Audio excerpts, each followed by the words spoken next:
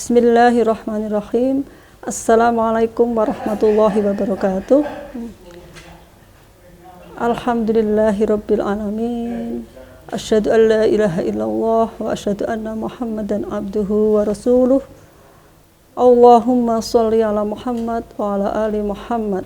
Rabbis shrah li sadri wa yassir li amri wahlul 'uqdatam min lisani yafqahu qawli. Sahabat mimbar Unima yang insya Allah dimuliakan oleh Allah Subhanahu wa Ta'ala, marilah kita panjatkan puji syukur kepada Allah Subhanahu wa Ta'ala yang telah memberikan nikmat kepada kita semua, sehingga hari ini kita masih diberikan kesempatan untuk melaksanakan ibadah di bulan Ramadan ini. Sore menjelang berbuka ini kita akan mengkaji bersama terkait dengan keistimewaan Sayyidah Siti Khadijah.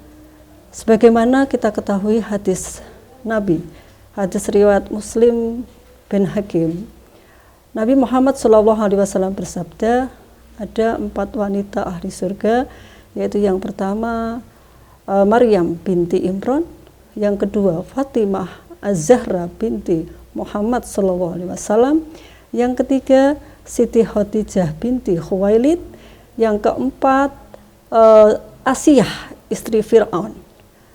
Dari keempat wanita itu kita akan membahas salah satunya, yaitu Sayyidah Siti Khadijah sebagai istri Nabi Muhammad SAW yang pertama. Siti Khadijah merupakan wanita yang pertama masuk Islam. Beliau mempunyai banyak keistimewaan, tapi sore ini kita akan mengkaji 4 keistimewaan saja yang dimiliki oleh beliau Siti Khadijah. Yang pertama adalah beliau wanita yang sangat menjaga kehormatannya. Sebelum Siti Khadijah menikah dengan Nabi Muhammad SAW, beliau telah menikah 2 kali. Yang pertama, beliau menikah pada usia 15 tahun dengan Abu Halah bin Zarafah yang merupakan saudagar yang kaya raya. Terus dikaruniai oleh 2 orang anak laki-laki. Di usia anak-anaknya masih kecil, suaminya meninggal dunia.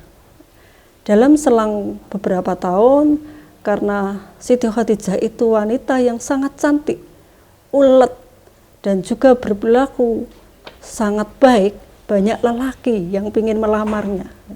Akhirnya ada salah satu pelamar yang diterima oleh Siti Khadijah, yaitu bernama Atik. Nah, dari ini juga saudagar yang sangat kaya raya, karena memang profesi Siti Khadijah sebagai saudagar, sebagai seorang pedagang, sehingga kan teman-teman koleganya itu sangat banyak. Dengan beliau yang sangat menghargai atau sangat menjaga kehormatan beliau sebagai wanita, sehingga beliau itu dijuluki sebagai wanita suci atau At-Thahirah gitu. Dan juga dijuluki Ummul Mukminin, ibu dari kaum mukmin. Gitu.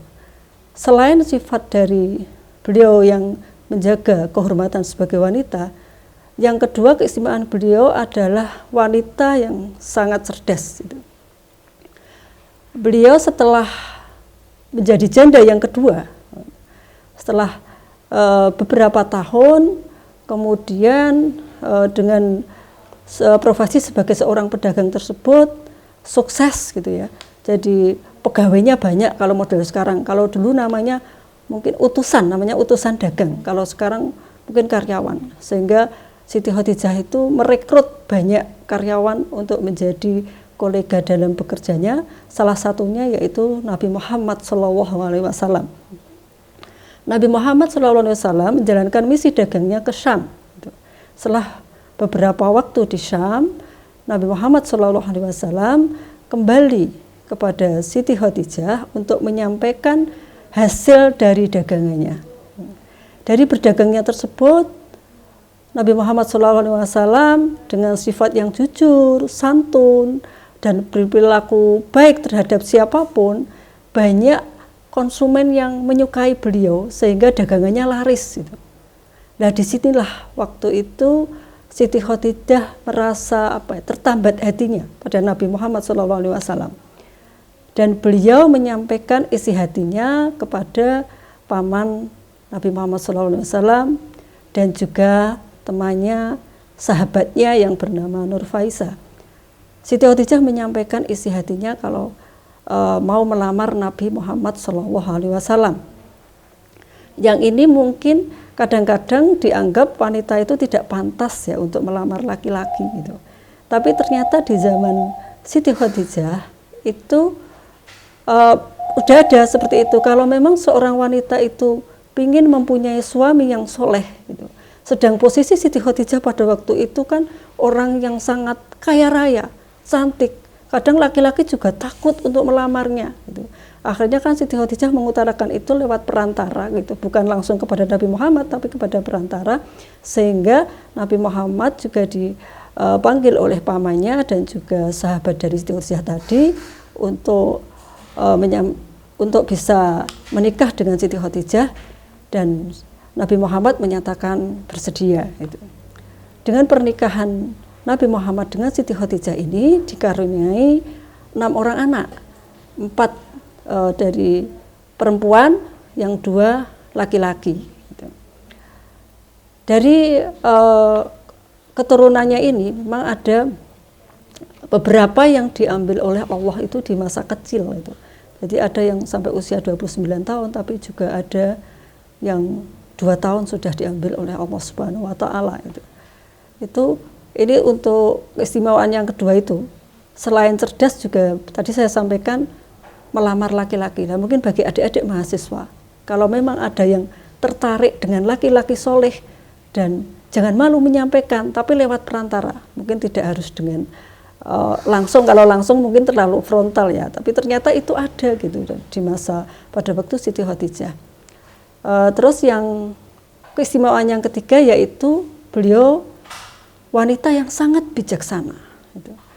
Jadi dikala Nabi Muhammad SAW sepulang dari menerima wahyu yang disampaikan oleh malaikat Jibril pada waktu itu dari Gua Hiro, itu Nabi Muhammad ini kondur pulang itu dengan kondisi yang ketakutan, gitu ya. Takutan menggigil, gitu. Sehingga Siti Khadijah menyambut dengan hangat, terus diselimuti, terus dihibur. Itulah yang dilakukan Siti Khadijah, yang kadang-kadang kita saat ini sebagai seorang wanita itu kurang peka gitu. Seandainya suami kita itu mempunyai masalah, mungkin kita bisa membantu permasalahannya, bagaimana kita menenangkan hati suaminya gitu.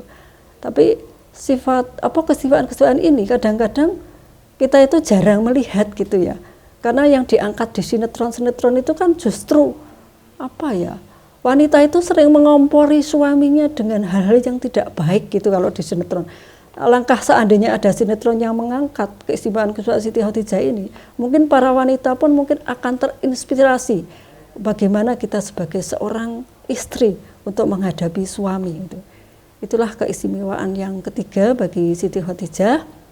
Yang terakhir dari keistimewaan yang kita bahas kali ini, yaitu beliau mendapatkan salam langsung dari Allah melalui malaikat Jibril. Nah, ini yang tidak bisa kita tiru, itu kan nggak mungkin ya, kayaknya kita itu jauh banget dari apa yang dilakukan Siti Khadijah. Jadi kita hanya mengkaji ini, semoga kita dapat minimal kita menjadi penyejuk hati bagi suami kita, bagi anak-anak kita, bagi rekan kerja kita, sebagai tetangga, dan juga masyarakat. Nah, sahabat Mimbar Unima yang dirahmati Allah Subhanahu wa taala, marilah untuk kajian sore ini kita tutup dengan doa yang ada di dalam Al-Qur'an yang mungkin sering kita baca juga. Rabbana hablana min azwajina wa dzurriyyatina qurrata a'yun waj'alna lil muttaqina imama. Terima kasih atas perhatiannya. Billahi taufik wal hidayah. Wassalamualaikum warahmatullahi wabarakatuh.